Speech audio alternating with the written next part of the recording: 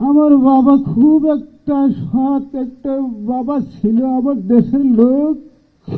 শখের ছাড় আমার গ্রামের আমার বাবার কথা বললে আর শেষ করার মতন কোনো কায়দায় আমার নাই।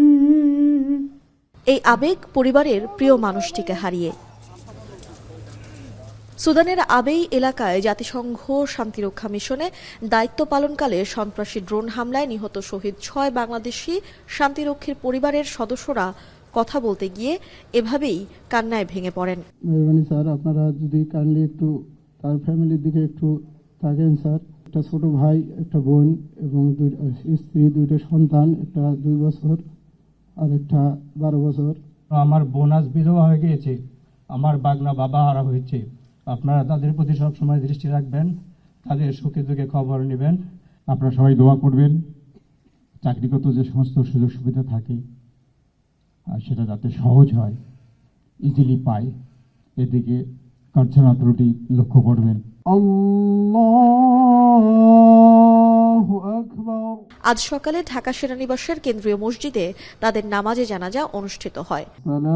আসসালামু আলাইকুম ওয়া রাহমাতুল্লাহ। নামাজে জানাজায় 3 বাহিনীর প্রধান সহ ঊর্ধ্বতন সামরিক ও বেসামরিক কর্মকর্তারা অংশ নেন।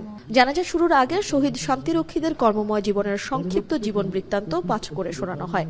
এরপর তাদের আত্মার মাগফিরাত কামনা করে বিশেষ দোয়া ও মোনাজাত করা হয়। জানাজার শেষে প্রধান উপদেষ্টা ও রাষ্ট্রপতির পক্ষ থেকে এবং 3 বাহিনীর প্রধান শহীদদের প্রতি ফুলেল শ্রদ্ধা জানান। এ সময় জাতিসংঘের এক প্রতিনিধি নিহত পরিবারের হাতে স্মারক হিসেবে জাতিসংঘের পতাকা তুলে দেন। পরবর্তীতে হেলিকপ্টারে করে শহীদদের মরদেহ নিজ নিজ জেলায় হস্তান্তর করা হয় এবং সেখানেই ধর্মীয় ও রাষ্ট্রীয় মর্যাদায় তাদের শায়িত করা হবে।